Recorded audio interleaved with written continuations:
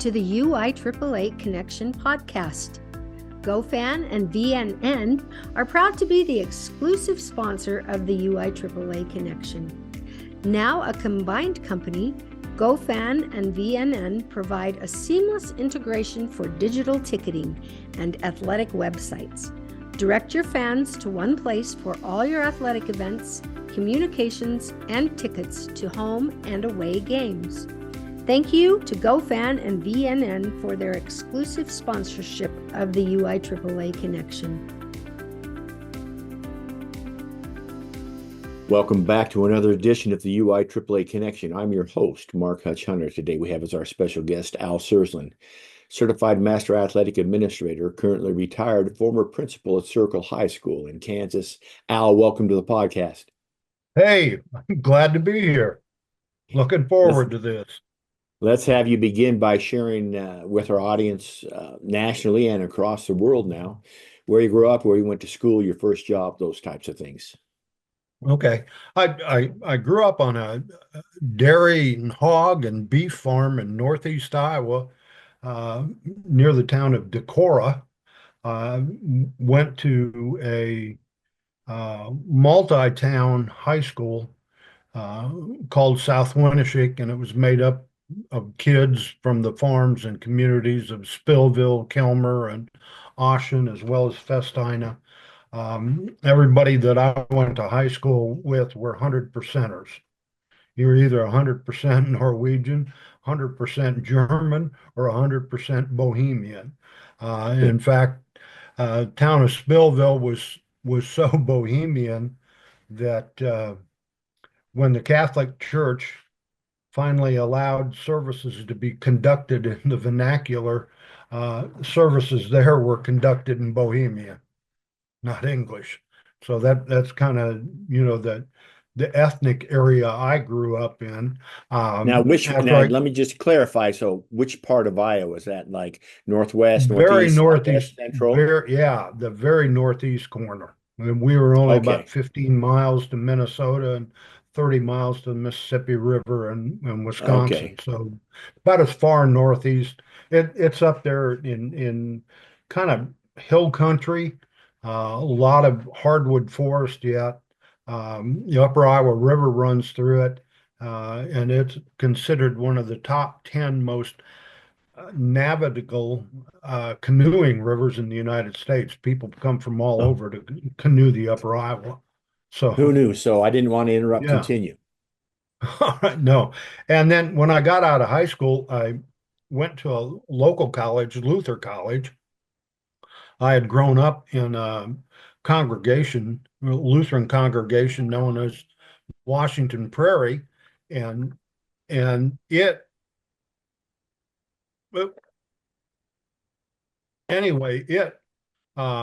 was the oldest Lutheran congregation west of the Mississippi. And at one time, Early Vellum Korn, the man that the original founder of the church, had a little over 30,000 souls under his care, and he would travel a circuit conducting church services. But to make a long story short, Washington Prairie was one of the two founding congregations of Luther College. It was founded as a means of providing more Lutheran ministers to the Scandinavians in Minnesota, Wisconsin, and Iowa, of which there's a pretty sizable population. I mean, in Decorah, the dogs bark in Norwegian. So, that was the way it was. And so went there. When I was 18, didn't know for sure what I wanted to do, but I knew I didn't want to milk cows. And I knew that I really loved farming, still kind of engaged in a lot of gardening, etc. But our farm was one such that if you didn't milk cows, you weren't going to make it. And I wasn't milking cows. That wasn't for me. Loved taking care of the beef cattle and the hogs, and doing the farm work. And anyway, I think the influence of my high school football coach, Bob McNew, and certainly the influence of my college football coach Edsel Schweitzer, who's actually today is still one of the top 10 winningest coaches in NCAA history, um, were strong influences that kind of guided me towards teaching and coaching. And I'd always had a love for history, so it was kind of a natural fit to go, the route of social studies and take up coaching. And that's kind of how I gravitated into it. Well, let me have you, you mentioned a couple of coaches just a moment ago. Let's talk about some more of the mentors you had, both as a young man and later on, particularly maybe in the NIAAA that had an effect on you. Yeah, well, I think my first two early mentors were, of course, my mom and my dad. And from my mother, I really learned the concept of empathy and caring more about others maybe than you do yourself. And in that, and as a kid growing up in our church, I doubt anybody had a birthday or anything like that going on that my mother didn't make sure she sent them a card. In fact, Sunday morning, halftime, we were running around putting cards in people's church mailboxes, and then from my dad, I think I developed pretty strong work ethic, the understanding. And I think that really came into play as an AD, the understanding that your day may have started at 5:30 in the morning and might not get over until 10 o'clock at night. And guess what? You do a lot of those kind of Mm. days as an AD. I mean, you know that as well as I do. And so those were some real strong influences. Both Coach McNew and Coach Schweitzer had a strong influence on me in terms of coaching style, I guess you'd say. There were just a couple of guys that I never ever recall them losing their cool on the sideline, and always treated their student athletes with a lot of human dignity. And I think that was something I tried to carry into coaching. And I think it helped with my coaching style in both football and wrestling. And my college wrestling coach had been pretty strong influence, man by the name of Paul Solberg, and he was he's the one that taught me always agree with the official, and it'll come back to pay you dividends. On a close call on the mat, and if it went against us, he'd be nodding his head, yep, yep, all right, you made the right call, and because he'd do that, I swear to God, from there on, the rest of the match or the meet, and any close call we got. And There you go.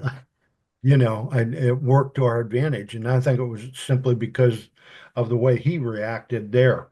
And then as I got into coaching and my years in Kansas coaching and some years in Colorado, I gravitated towards the NIAAA. And certainly, as I got involved in the NIAAA at the state level, I had a lot of mentors and a lot of really good first class ADs to work with.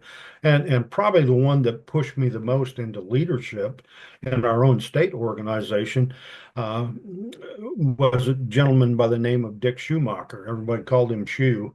And Hmm. and Shu was pretty involved actually with the NIAAA at the national level and had served on committees. And he was, when this whole thing called LTI was coming down, leadership training was coming down the pipe, he just kind of looked at me at a board meeting and said, Al, you're in charge of it. And I really didn't get a vote. The board didn't vote, never has been voted on. I think that was probably in 98 when we first started getting organized that way. Right.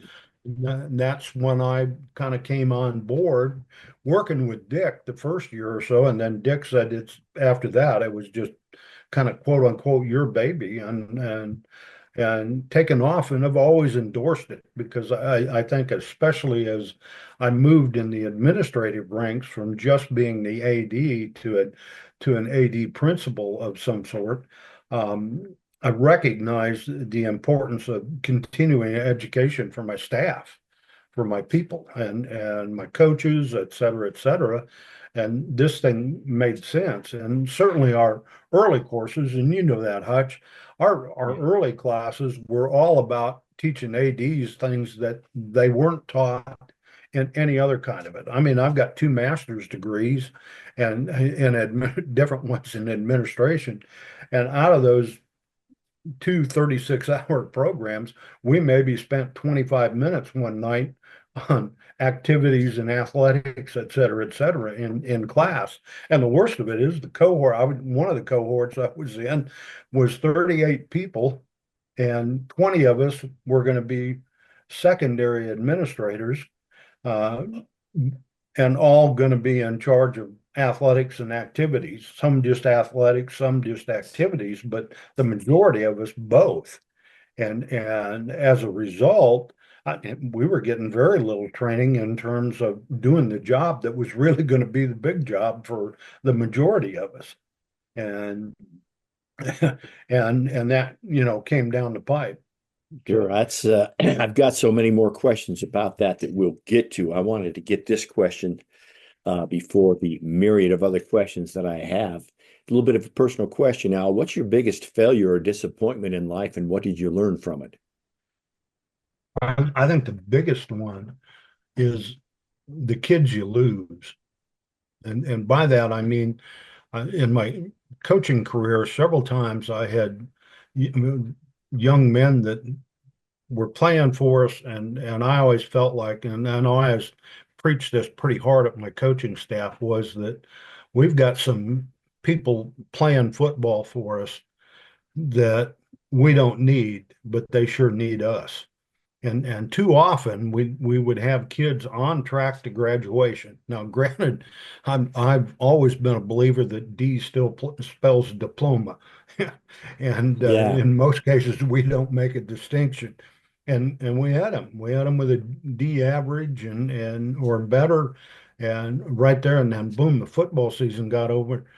And that was it. They didn't come back to school. And that really frustrated me and disappointed me. That bigger than any game you won or you lost, et cetera, was losing young men. And I think as I moved on in my career, really tried to institute programs to see what we could do. How are we going to take care of, quote unquote, what the some would refer to as the unwashed and the unlovable.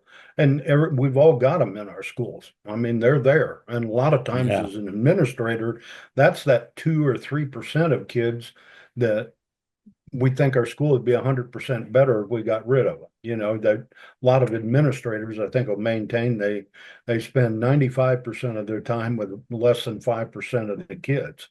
And sure. I get that. But it's when you do get them hooked, into athletics or activities and that, uh, and I think that's the importance. I mean, as a principal, I always recognized the fact that I was going to have a lot more kids graduate because of sports and activities than I was because of algebra. I didn't have a lot of kids that got up in the morning and were drooling to get to school to go to algebra or English. I mean, but I did have kids that were coming in every day and doing it right, so that they could participate, go to that second half of what I refer to as the school day, that part of the school day that starts around 3:15 and Right. and and goes for the rest of the day. Because I mean, you quickly realize we really have two school days, and they're both pretty important and pretty educational.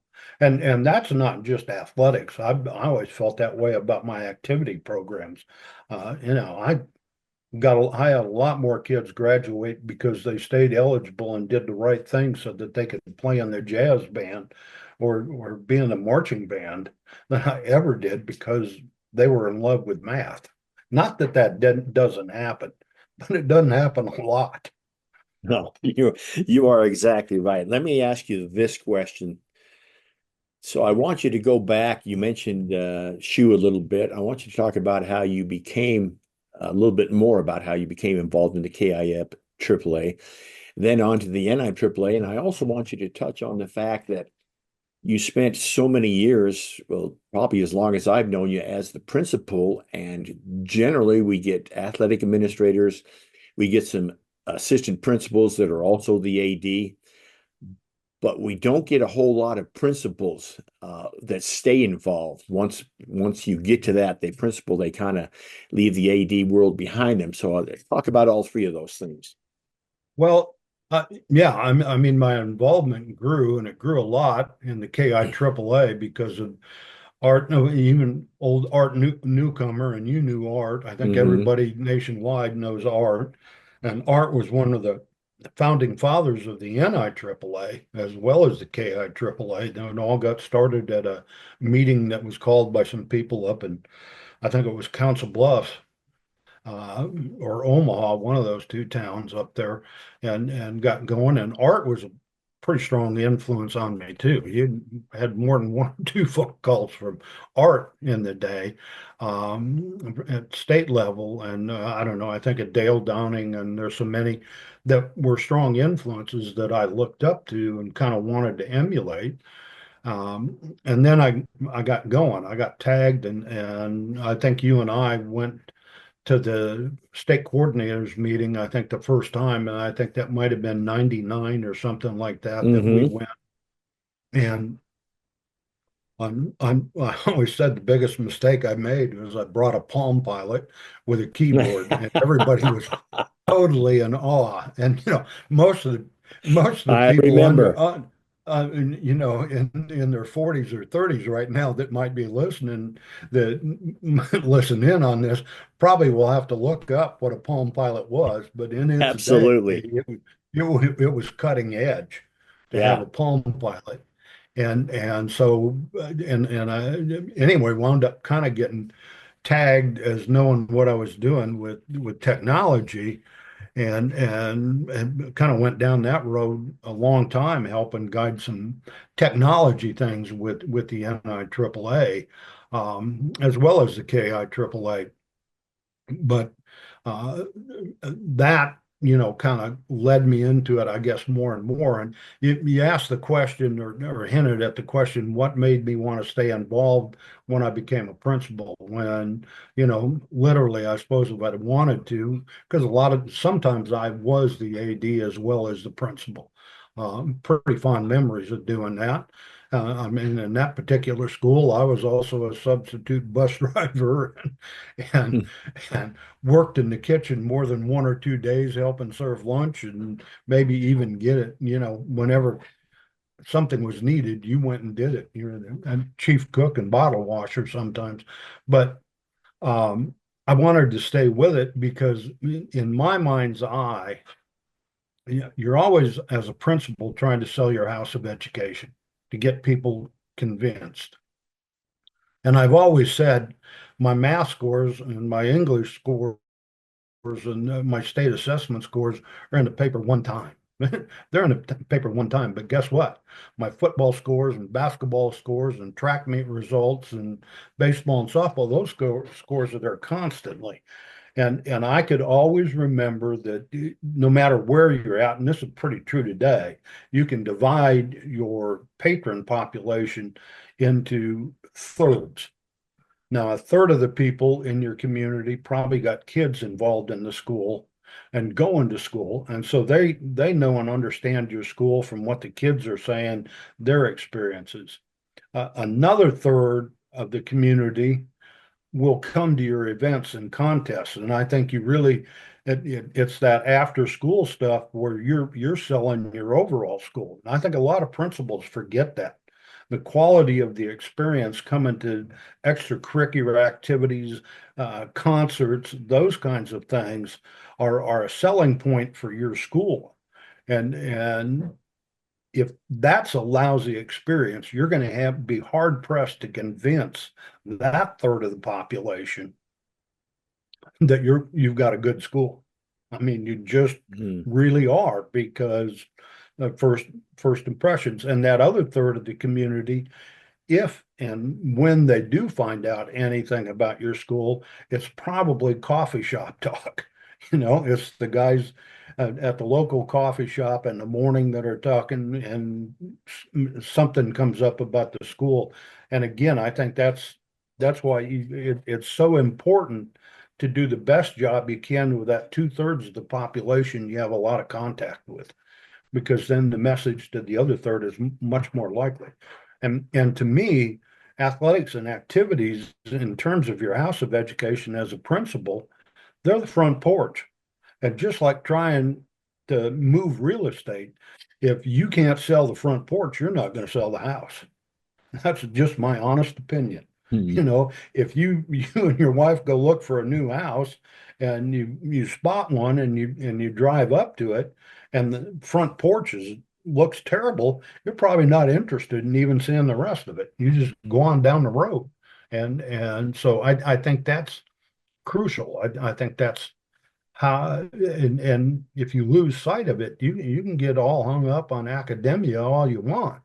If you can't sell that other half of the school day, you ain't going to sell the rest of it. That just, in my mind's eye, that's where it's at.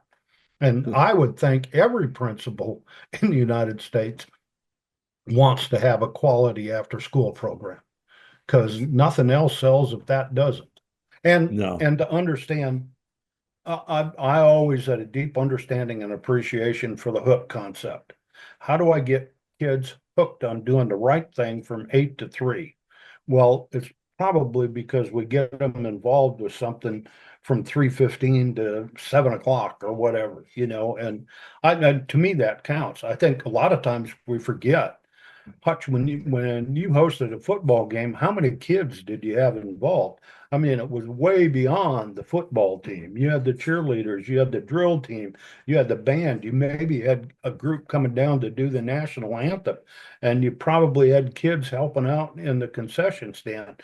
Now, that's a lot of kids in your school that are engaged in a positive activity uh, on a Friday night instead of the other alternatives.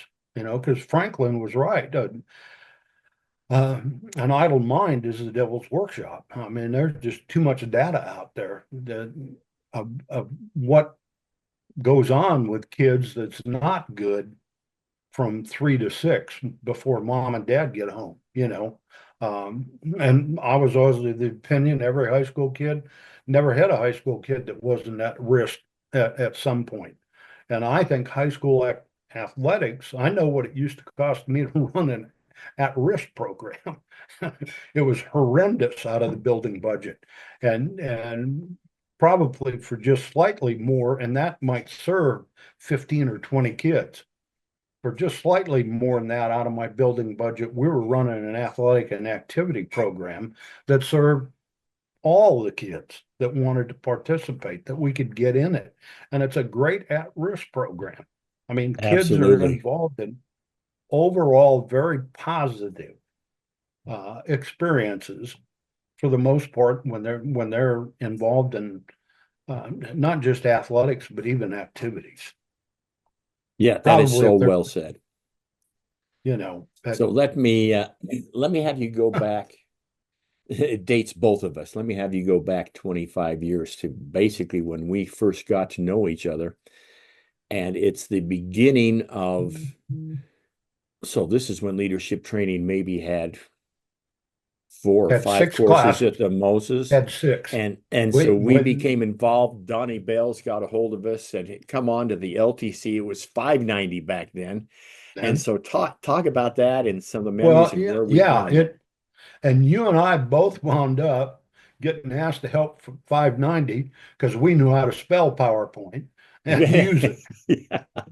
At which time most people didn't. I mean, we forget that you get back to about 99, 2000, 2001, PowerPoint was, I mean, as strange as maybe what AI is today for most people. It was just a foreign concept. And you and I know we spent the majority of that 4 hour time period helping people learn how to use a PowerPoint, bring it up, Hmm. edit a slide, God knows what all. And that just continued. And you and I wound up being the course chairs. I mean, it was you and I, Don Bales, and Jim Watkins that were doing 790 at that time. Right. And at that time, we had 501 and 502, which we still have.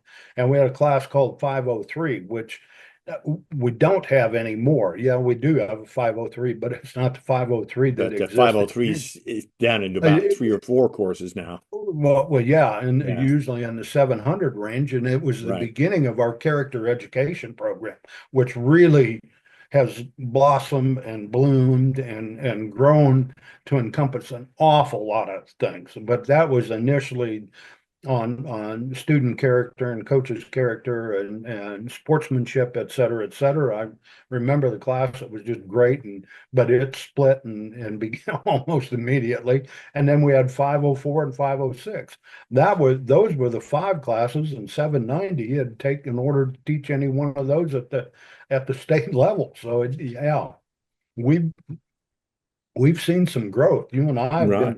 have had the privilege of being a part of that. I mean, Yeah. it really is. And for me, and I assume you too, Hutch, it's been a privilege to watch some of our leadership come on board. I mean, I remember that this young pup from Kentucky, and I think you and I and Craig Perry were pulled off to the side before it all even got started. And Jim Watkins told us that there's a new guy going to be here from Kentucky, and you guys take care of him. You show him the ropes. If you remember that, Yeah. and and so old Phil Risen came in, and I And then remember the first that's before he was the Bad Moon Rising. yeah, Yeah. amen. Yeah, Now that was that well is before he got on the board and right. et cetera, et cetera. And so I suppose there's a certain amount of pride that I think you feel, I feel, in knowing that we got to help mentor some of today's most prominent leadership. I remember you telling me all about a guy, and I remember your first comment. You'll know who he is when he gets there. And of course, I sure did. And I think his name is Rich Barton, and I think Yeah. he's done well, and so some of that coming along. And I mean, I kind of get excited when I'm thinking about that. And I don't know, there's many more. I shouldn't name names. Right. I'm gonna forget somebody that I should have. But I mean, those are just two really good examples of the leadership um, that we've been able to partake in. I think one of the things that keeps me excited about the state coordinators is how much leadership in our organization has come out of it. Oh, And absolutely. it's a classic example that the state coordinators are a classic example of something that I think has made the organization and continues to make it strong. And that's that we allow for percolation. Most of our good ideas aren't injected from the top down. They've percolated from the state level and on up and get adopted.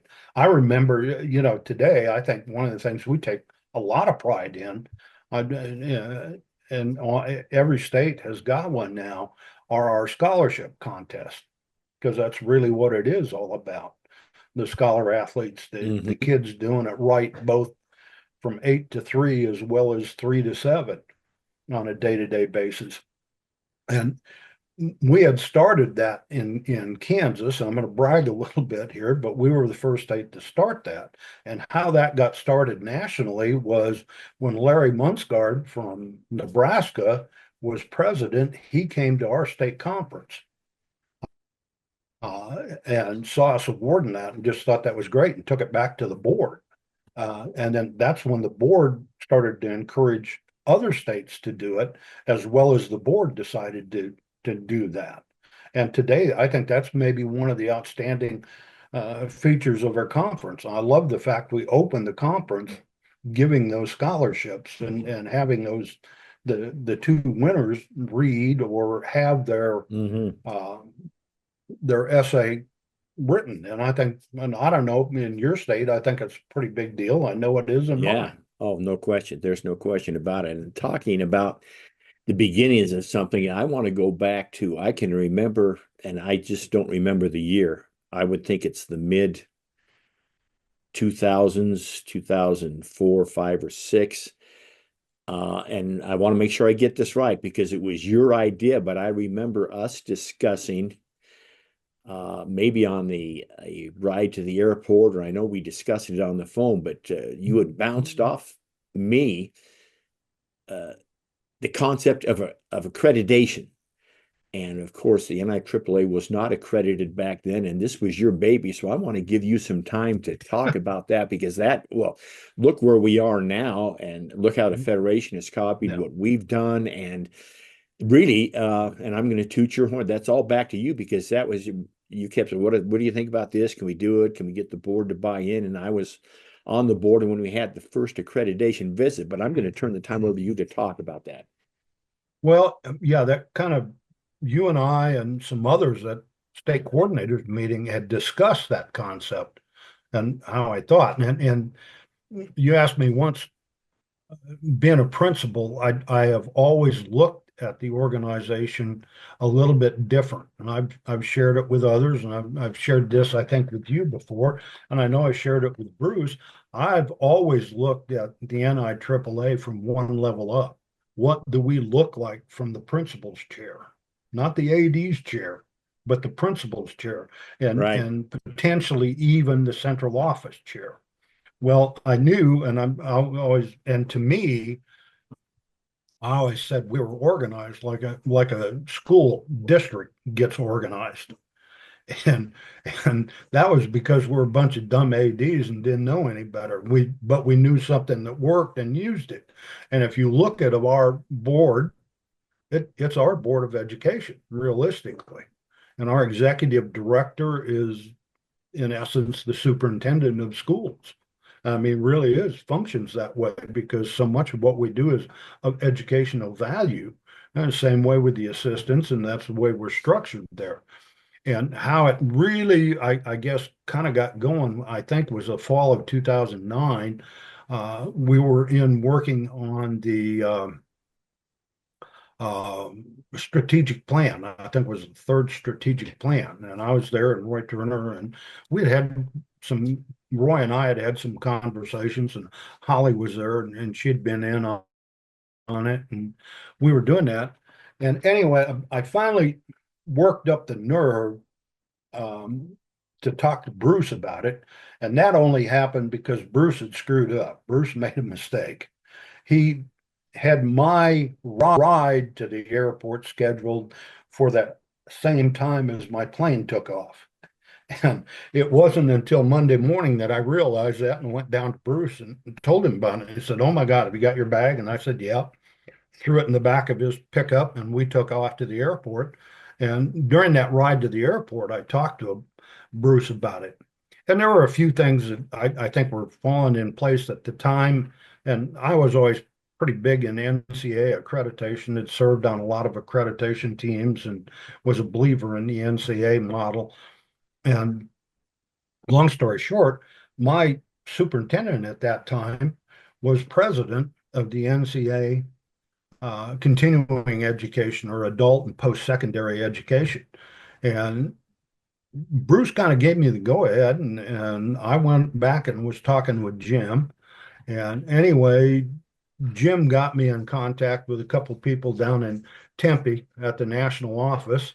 And one of the gals down there, and I do forget her name right now, that was working in the national office and had a lot to do with accreditation, or new accreditation, was from Wyoming originally, had been a school administrator and an AD, and was really pretty strong advocate of it. Her two boys had actually went to college on track scholarships, et cetera, et cetera. And so I called her and I talked to her, and I told her what we were about. And by that time, we were probably getting up close to a dozen courses, I think.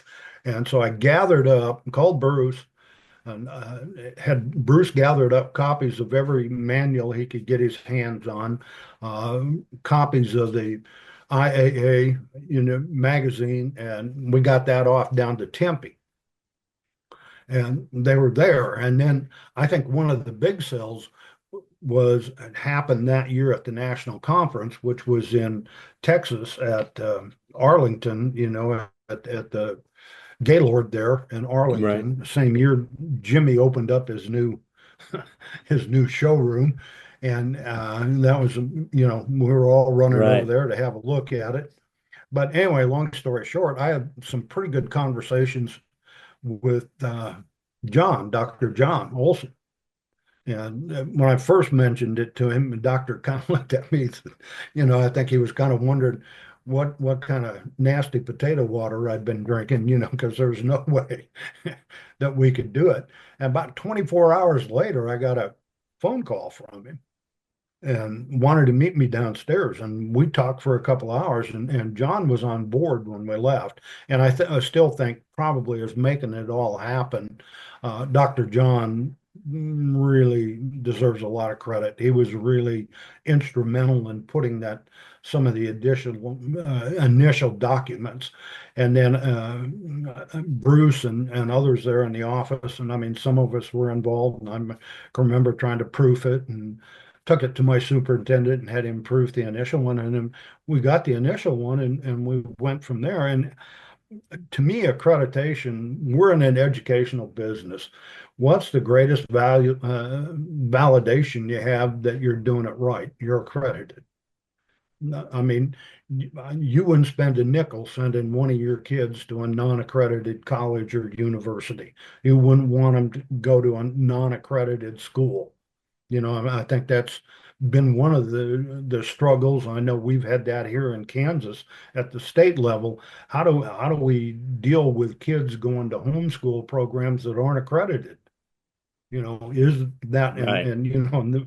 and so anymore, we really push the idea here that fine, homeschool's fine, but you need to have kids in an accredited type program, not just some fly by night thing. And so, and I do believe when I was thinking the other night, getting ready for this, when you and I first did 490 or 590, I mean, okay, and that was in San Diego. We were celebrating at that time passing the 4,000 mark in membership as a Right. national organization. And now we're up there pushing close to 17,000. And we had kind of peaked at about 9,000 or so, and we're sitting there. And then we got accredited, and I think accreditation, it's not the only reason, but certainly it's a big reason that we can go out and say it. And I know in terms of colleges and universities using our material, I remember Dr. John used to get so frustrated, and Craig Perry and others that were working trying to get colleges and universities to use our materials. We were kind of like the little kid, looking up over the desk. And they really looked down on us. I mean, what is this stuff? And you were there. You went through those Right. trials and tribulations just like I did. But then all of a sudden we got accredited, and holy mackerel, it was an entirely difference with state departments of education, colleges and universities, and all of a sudden, instead of us going to them, they were coming to us. And now it our materials are pretty widely used Right. and are considered an industry standard.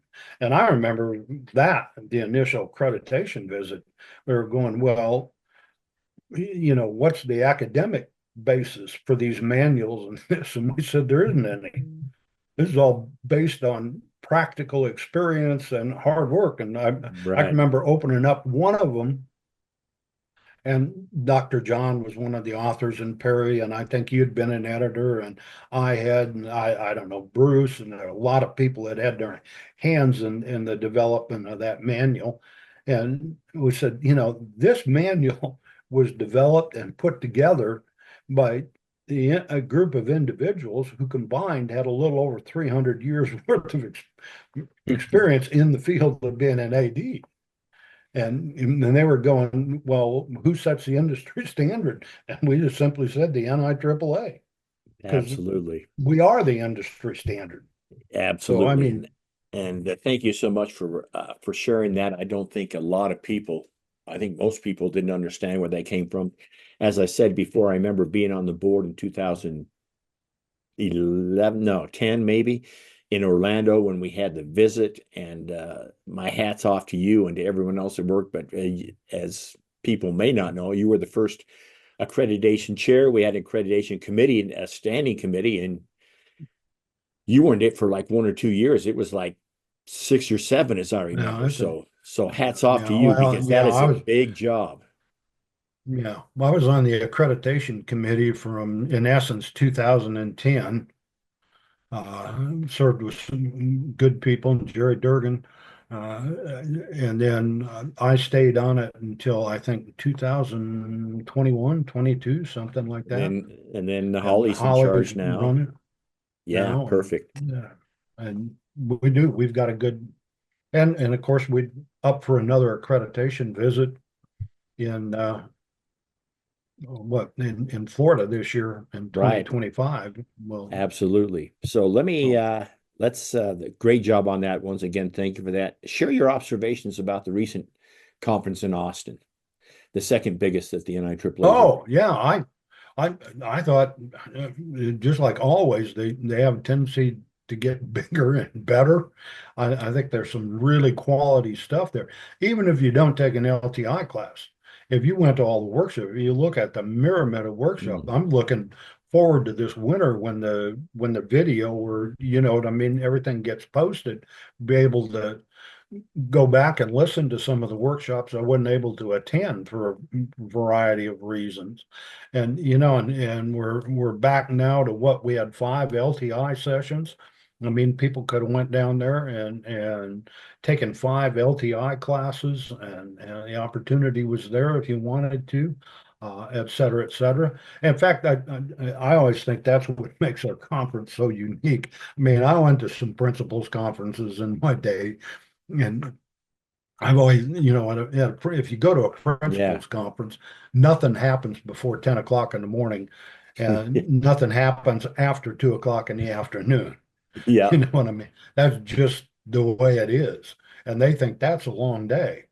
You know, and it's so different where our conference, the day starts at you know, what, 7:30, Right. depending upon. I mean, I had a 7 o'clock meeting, you know, and there's a lot of them going on. Got classes one day starting, I think, at 7:30, et cetera, et cetera. And some of them going, I mean, I taught until 8 o'clock, I think it was, or no, 7:30 Right. on Sunday down there, you know, and our conference is going strong there. And then the vendor show, that may have been one of the best vendor halls we've ever been Yeah.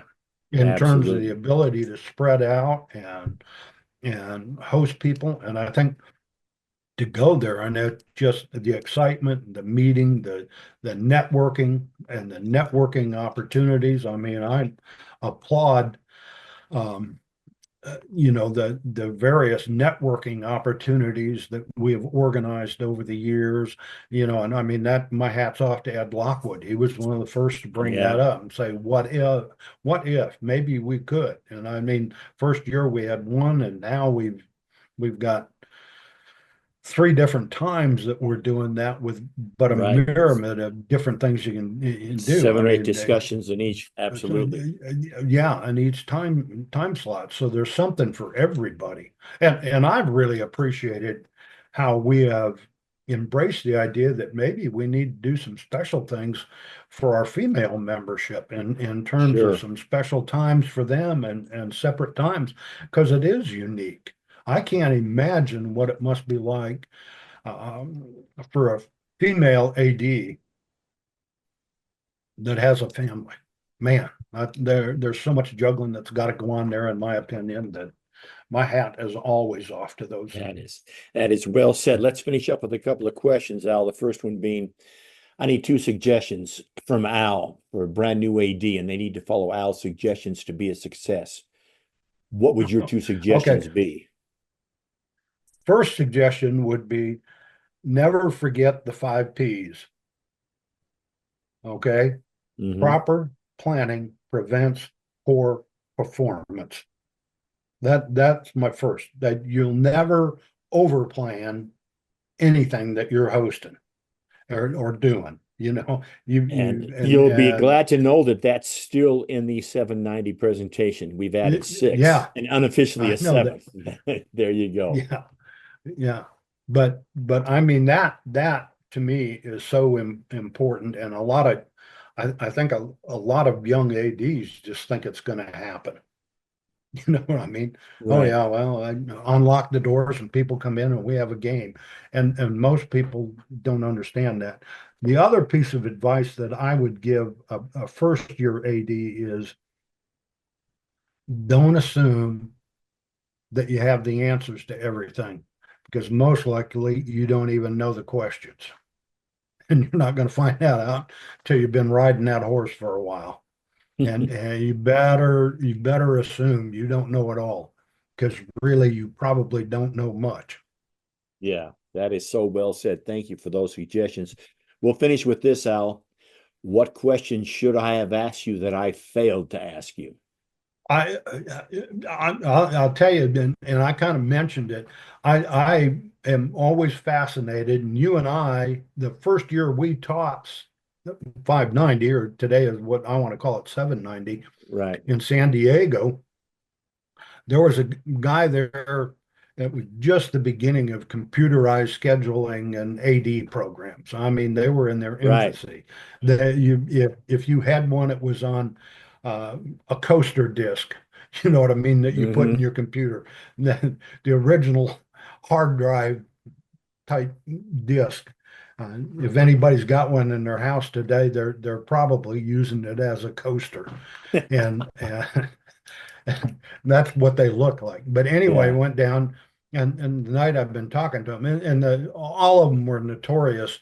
The early ones that the calendar on them wasn't worth a hoot because it didn't know how to roll, and they were rolling by date, et cetera, et cetera. Right. And there was a guy down there, a gentleman by the name of Adolf Santorini. And Hmm. I liked a lot of the features of his program, but I told him his calendar stunk because it wouldn't roll. And he said, well, what's wrong with it? And I said, it's not based on the standardized calendar. And I'll bet a lot of ADs listening to this don't even know what the standardized calendar is. And the standardized calendar is unique in that the only important day on the standardized calendar is Thanksgiving. Yep. And the NCA went to that and early on back in the late 40s, 50s started using the standardized calendar and Thanksgiving to get all big universities to buy in, they had to figure out a way to make Thanksgiving always happen at the same time in the calendar because of traditional games and contests that are played Thanksgiving weekend. If you think back about it, kind of one that comes to mind here in the Midwest, Nebraska always plays on the Saturday after Thanksgiving. It always has. On the East Coast, I can remember Walt Sargent talking about there were high schools out there that traditionally always played their football game on Thanksgiving morning. And then Right. everybody went home, you know what I mean, and had Thanksgiving. Those were traditions that schools weren't going to back away from. Those meetings. Same way with and places were already using it. And the key with the standardized calendar is Thanksgiving always occurs, it's always the Thursday of standardized calendar week 21. And everything else is counted forward and backwards from there. I can pick Right. up any calendar, thanks, and start numbering the Sundays. You know what I mean?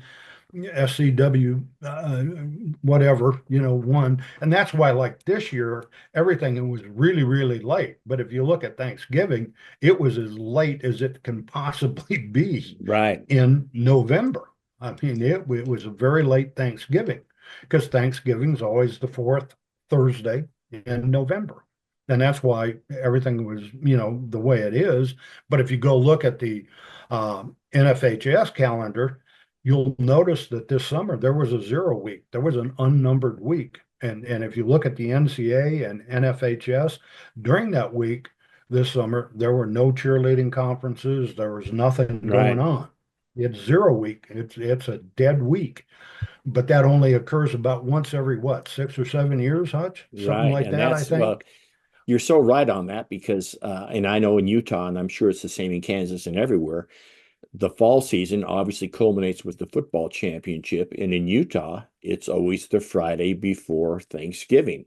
And so you go from Thanksgiving and you go back from that. I know in California, it's after Thanksgiving, but it's all based on Thanksgiving. So that is Yeah, and we don't people don't know that. If you know, I can right. do that. And in fact, if you look at collegiate contracts and stuff like that, and I used to do it with my high school contract. If I was writing a contract with you for a football game, it was going to be the Friday of standardized calendar week 22.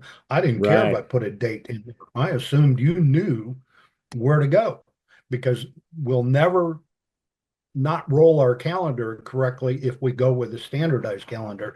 And so anyway, and you came down and backed me up with that. I remember the next afternoon or whatever, we met up and went down and we spent an hour or so talking with Dolph. In fact, I had brought Mm-hmm. my Jostens calendar, which at that time was the equivalent of my second Bible. It was that's where everything went in. And as soon as I got that, I would go back and number the weeks. But I Yes. mean, that's how we That did is it. And that back in the is that is day of paper and pencil. you And have brought up until, yeah, oh, finish. Yeah. well, I was going to say, until scheduling programs in terms of their calendars figured that out and started in, and the reason scheduled to star, and Dolph has told me this on more than one or two occasions, that the reason schedule star went nuts is he had the calendar right. Yeah. And And that's so many of the other ones might have had a better finance program or some other things like that, but nobody had a calendar like his. It wasn't until other people figured it yeah. out. Thank you for sharing that. And you brought up so many great memories with the calendar, and of course, the beginnings of the LTI, the beginnings of the accreditation. Yeah. That's going to wrap it up for this edition of the UIAAA Connection. Again, our host, or excuse me, our guest, our special guest today, Al Sersland, CMAA, retired now, former principal at Circle High School, and a legend in the NIAAA. Al, thanks so much for being on the podcast. Hey, and enjoyed it anytime, Hutch. You have a All good new right. year. All right, you too. For our listeners, we hope you tune in again next week for another edition of the UIAAA Connection.